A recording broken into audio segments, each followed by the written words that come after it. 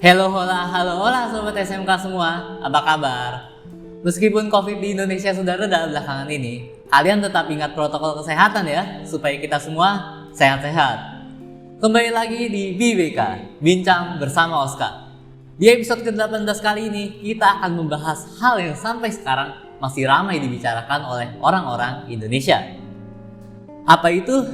Makanya, temanya ini pastinya fun dan insightful. Nah, kalau di episode kemarin MC-nya adalah salah satu MC yang pernah menjadi di BBK episode keempat, saya sebagai MC kali ini pernah juga loh menjadi MC di BBK episode kelima. Jadi Sobat SMK kalau penasaran boleh langsung ditonton BBK episode kelima yang ada sayanya. Untuk episode kali ini tidak hanya temanya yang menarik, guest star kita juga luar biasa sekali. Beliau sendiri sudah hampir 20 tahun loh bergelut di bidang pendidikan, hebat sekali ya. Jadi pada BBK episode kali ini kita akan membicarakan tentang westernisasi dan Indonesia. Langsung saja kita sambut guest star kita, salah satu guru yang sudah mengajar lebih dari 15 tahun di Sekolah Cinta Kasih Seci, Pak Eko Rahajo.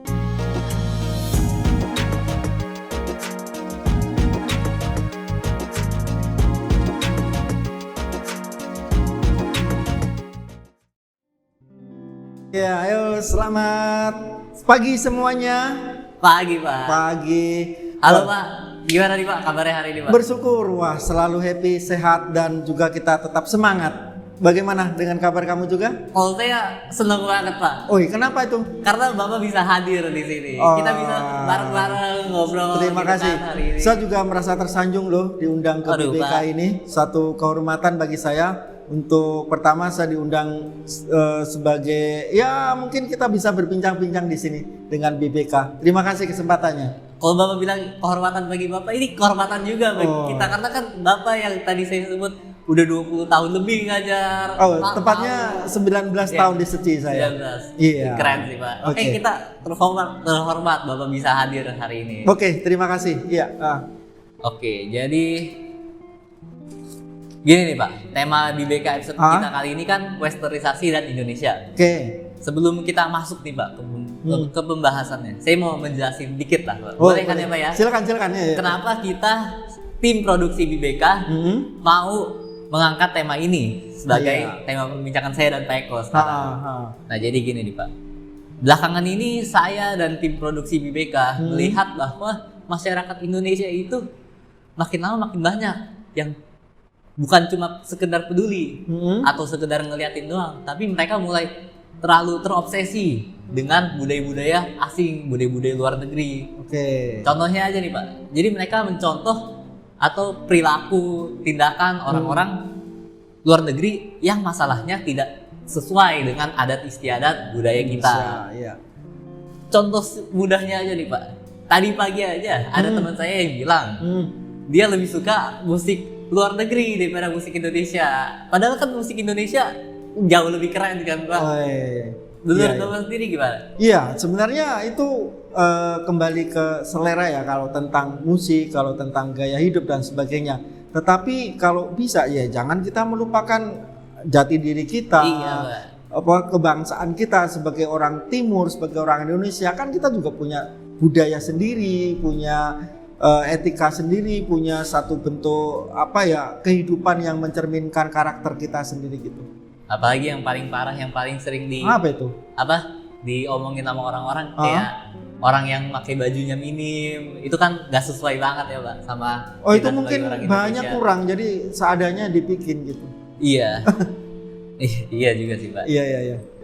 Oke, jadi menurut Pak Eko sendiri nih, mengapa sih banyak orang Indonesia yang lebih memilih mengikuti budaya barat dibandingkan budaya lokal, budaya kita sendiri? Emang apa sih daya tarik budaya barat ini kalau dibandingkan budaya kita yang keren ini? Kita berpikirnya kembali ke ini aja ya, kembali ke satu peradaban aja, bahwa bangsa Indonesia ini adalah bangsa yang awalnya dianggap sebagai orang yang ramah tamah, berbudi luhur, sopan santunnya tinggi, dan juga orangnya sangat kalau orang bilang ketika kita ngobrol dengan orang Indonesia itu nyaman gitu ya. Iya sih Pak. Nah, kenapa? Karena orangnya itu terbuka dan dengan kerelaan hati saling membantu, gotong royong dan sebagainya. Ketika kemudian ada satu gambaran kehidupan yang mereka lihat dari pertama tayangan televisi, film-film yang beredar di bioskop, awalnya tahun-tahun 80-90 kayak gitu ya. Nah, kemudian gaya hidup barat itu sudah mulai masuk secara pelan-pelan. Jadi diawali dari tahun 80-90. Karena sudah tua nih, jadi saya ngerti nih sejarahnya. Saya kan masih muda Pak. Iya. Saya lahirnya 2005. Udah masuk duluan itu. Masih kemarin sih itu ya. Nah, ketika generasi 80-90 itu sudah mulailah gaya hidup barat itu mulai masuk. Walaupun itu masih pelan. Artinya apa? Ketika mereka bergaya tentang bentuk-bentuk berpakaiannya, meniru-meniru gaya artis yang dia lihat di film, dia lihat di televisi, itu masih dalam taraf-taraf ketika mereka berkumpul dengan komunitasnya, ketika mereka ada di lingkungan-lingkungan yang masih terbatas. Tapi begitu masuk ke tahun 2000-an nih, apalagi seperti umur kalian yang generasi Z ya, ini Gen Z ini remaja-remaja. Wah, ini udah remaja-remaja sekarang ini dengan kecanggihan teknologi, handphone, dunia internet yang sudah meluas dan globalisasi ya kalau saya bilang. Ini gaya hidup barat sudah masuk lebih jauh lagi. Udah tertanam gitu ya Pak. Akhirnya itu secara perlahan-lahan ya, nggak semuanya sih, menggeser nilai-nilai kehidupan asli bangsa Indonesia. Bukan berarti kita hilang sih, tetapi ya hampir aja kita ini tergilas, ditambah kondisi pandemi. Kondisi pandemi ini betul-betul, wah, orang kan rebahan nih, main handphone, lihat internet, lihat YouTube, lihat tuh. Akhirnya tertanamlah di dalam pemikirannya itu tentang gaya-gaya hidup westernisasi, pengaruh-pengaruh kehidupan barat. Makin parah ya. Makin drastis itu perubahan-perubahannya gitu. Berarti gara media juga ya Pak? Iya, media lah itu. Paling bahaya media. Tapi ya jangan salahkan media, mereka hanya sarana tapi ya. kitanya malah nggak memilah. Betul. Malah ikut-ikut yang arusnya aja, tidak menfilter. Mestinya kan bisa punya jalan sendiri, bukan ngikut alur doang. Iya, betul. Oke lah Pak. Lanjut nih Pak. Bapak pernah dengar atau baca nggak Pak? Terkait kasus yang sempat viral. Kalau dibilang di internet berapa minggu lalu lah. Jadi ada seorang mahasiswa nih Pak yang mengatakan bahwa dirinya non-binary atau condong ke salah satu atau dua gender yang diakui secara umum di Indonesia. Mungkin paham ini itu lebih cocok ke paham budaya luar negeri. Iya. Nah, menurut kami ini adalah salah satu bukti bahwa westernisasi sudah menyebar di Indonesia. Bahkan sampai tingkat mahasiswa itu udah ketanam seperti yang tadi Bapak bilang. Dan budaya yang dia anut itu tidak sesuai dengan kita sebagai orang Indonesia. Jadi bagaimana tanggapan Bapak mengenai kasus ini? Gini, kita mengembalikan kodrat sebagai manusia, bahwa manusia itu diciptakan dalam bentuk dua hal yang berbeda. Satu pasti yang baik dan juga satu lagi tidak baik. Satu yang alam ini pun begitu, ada siang, ada malam.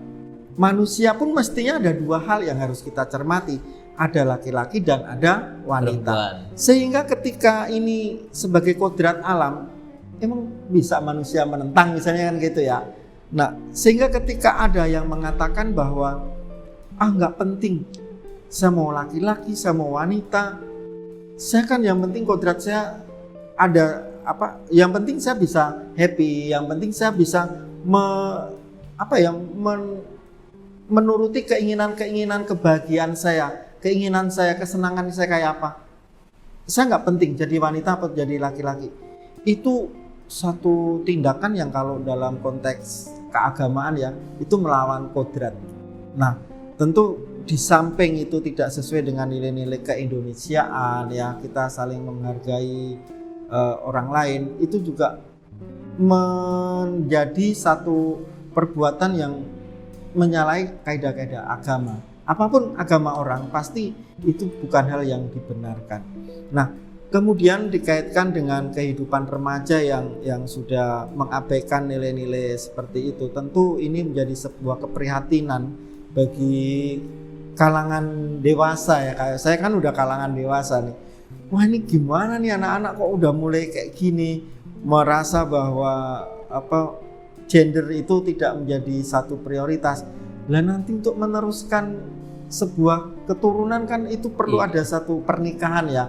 Pernikahan kan penyatuan antara laki-laki dan wanita dalam ikatan rumah tangga.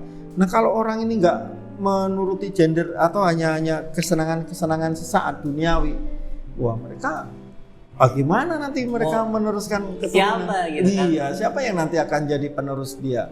Kan gitu. Iya sih Pak, budaya pemikiran luar mungkin ada yang baik, ada yang bakal berguna, tapi kalau yang kurang cocok sama Indonesia, kurang cocok sama keagamaan tadi, itu harus pinter-pinter ya kita lah. Betul, kita harus ada filter, gitu. Harus filter. Jadi kita lanjut. Dunia Barat itu sendiri kan mereka mempunyai satu kehidupan yang disesuaikan dengan adat dan lingkungannya, dengan situasi geografisnya. Nah, seperti tadi misalnya kalau di Barat itu gaya hidup dengan tidak menikah tapi hidup dalam satu rumah, ya itu bagian dari satu kebebasan bagi mereka. Tetapi ketika itu diterapkan di Indonesia, orang Indonesia kan pertama ada nilai-nilai agama, nilai-nilai Pancasila. Nah, di situ juga kurang pas. Di Barat mereka menggunakan pakaian-pakaian yang mini, misalnya nggak dengan masalah kalau di Barat.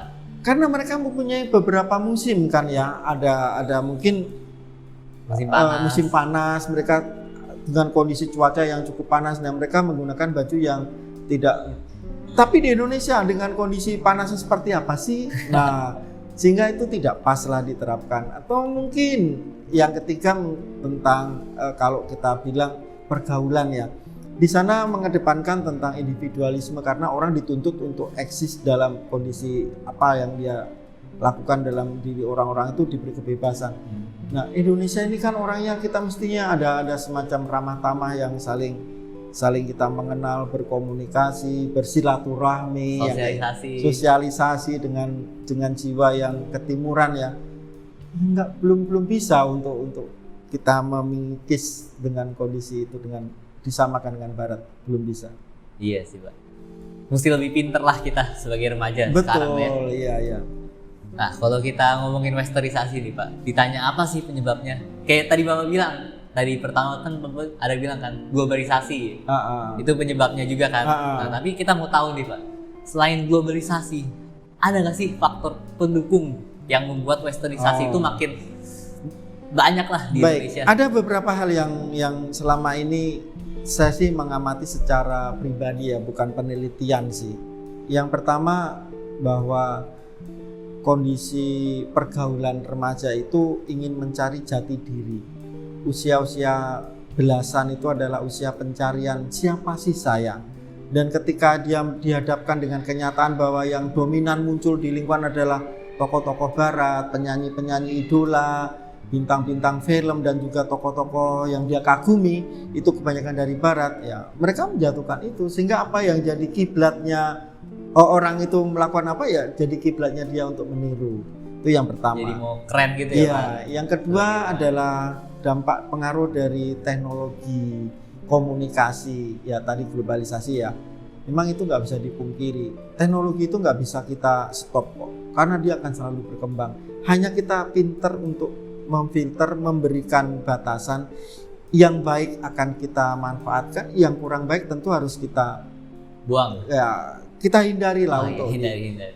Kenapa? Karena dampak dari teknologi seperti internet itu kan menyatukan dunia dalam genggaman.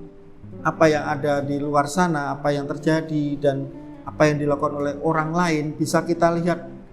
Nah, kalau ini kita tiru dengan apa adanya tanpa kita bentengi dengan nilai-nilai yang adiluhurnya bangsa Indonesia, ya itu akan kita menjadi bagian dari korban peradaban ya.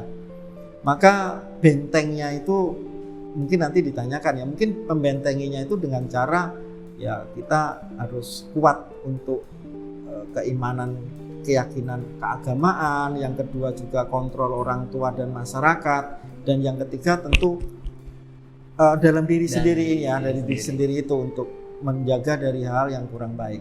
Kemauan diri sendiri. Betul, paling utama mah.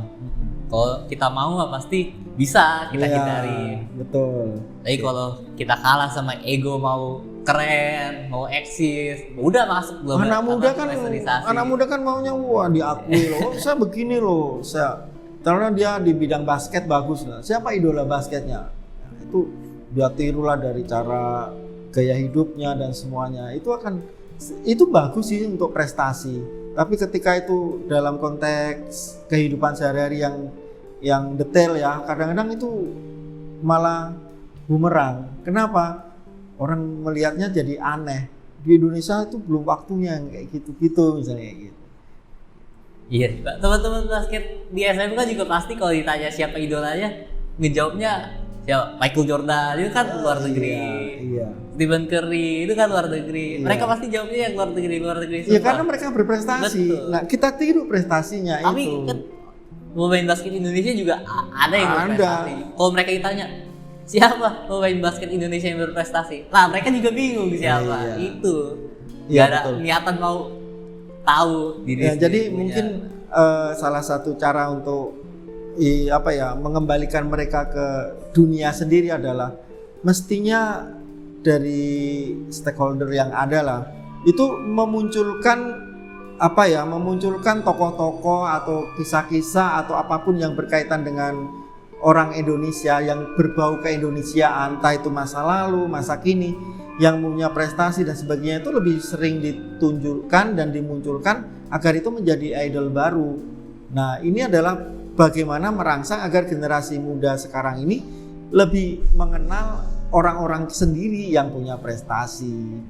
Ya kayak kemarin nih, saya salut dengan seorang penyanyi cilik waktu upacara kemerdekaan Republik Indonesia itu si Farel ya dengan gayanya, dengan itu bisa menyatukan loh para politikus, itu orang-orang yang dari keanekaragaman bangsa Indonesia bisa menyatu dalam sebuah kegembiraan dalam pesta kemerdekaan Indonesia. Itu luar biasa. Iya sih, Pak. Senang banget saya ngedengernya juga, hebat ya bisa. Masih kecil loh itu. Betul. Bisa nyanyinya keren gitu. Oke lah Pak. Menurut saya sendiri kondisi sekarang ini sudah lumayan parah sih Pak untuk westernisasi di Indonesia.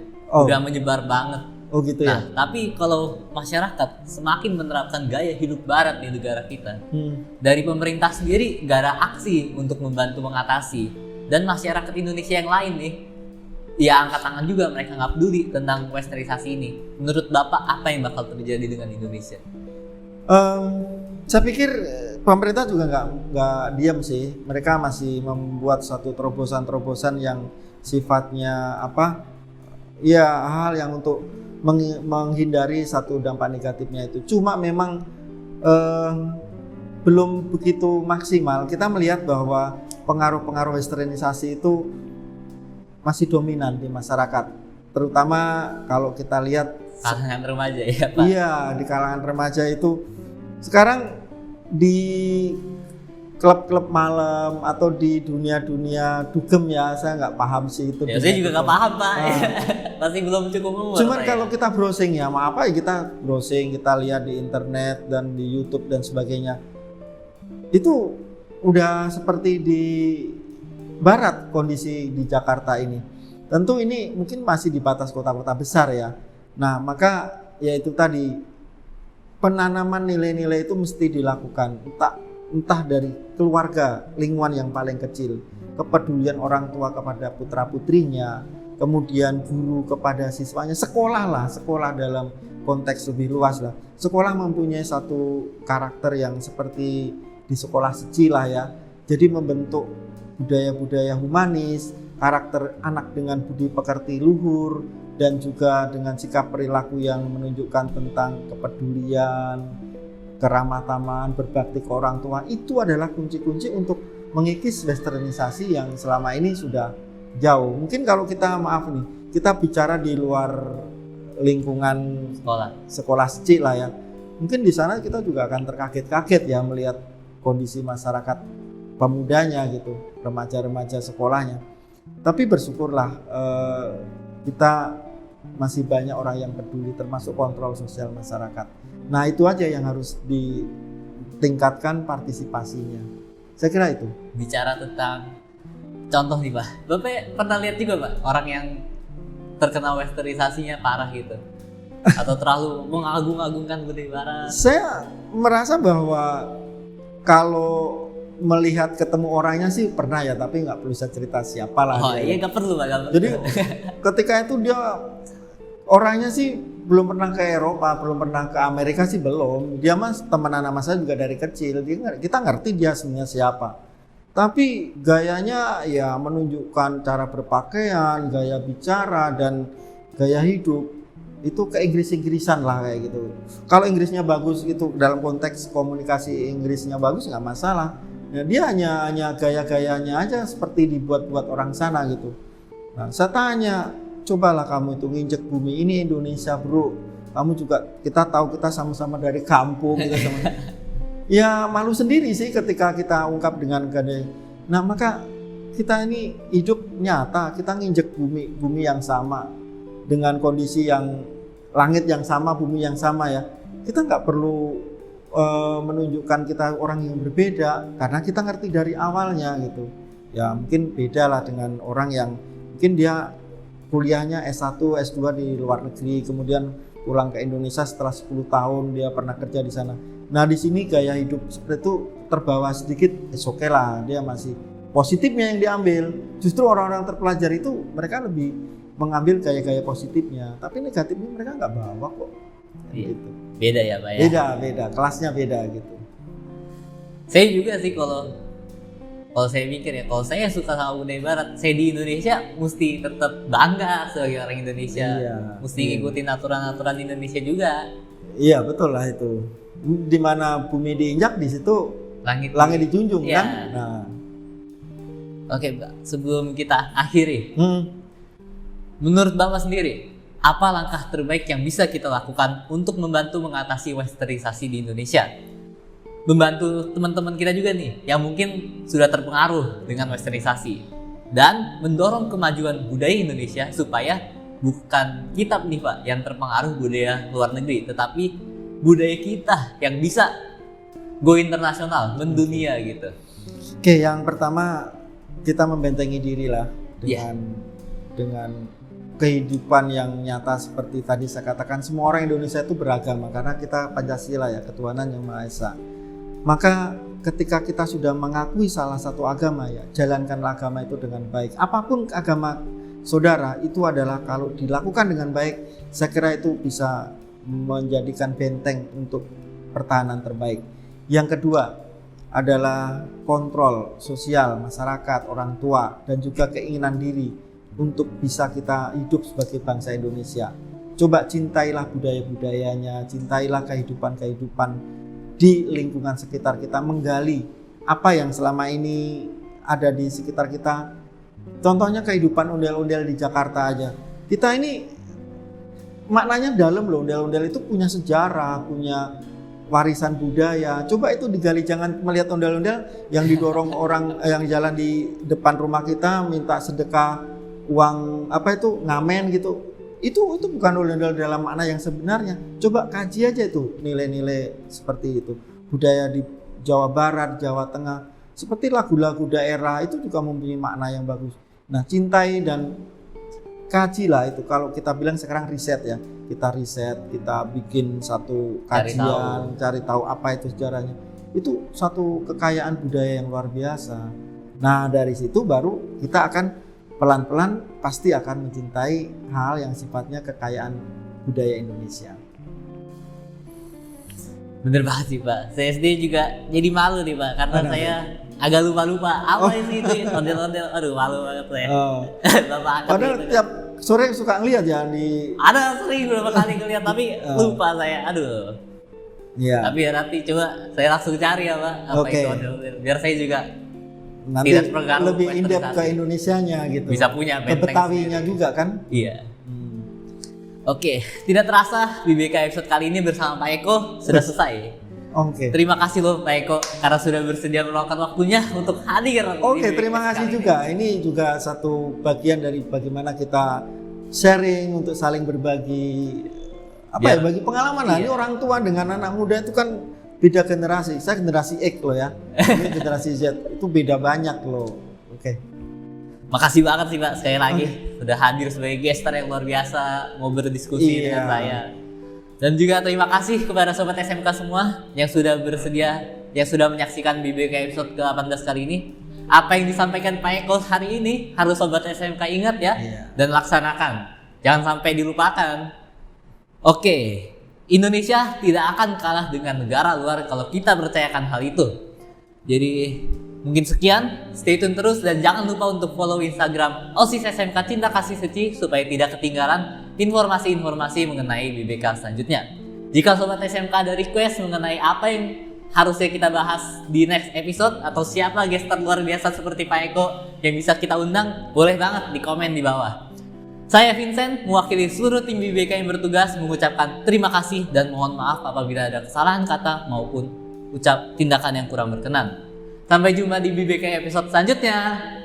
Dah. Dadah. Makasih semuanya.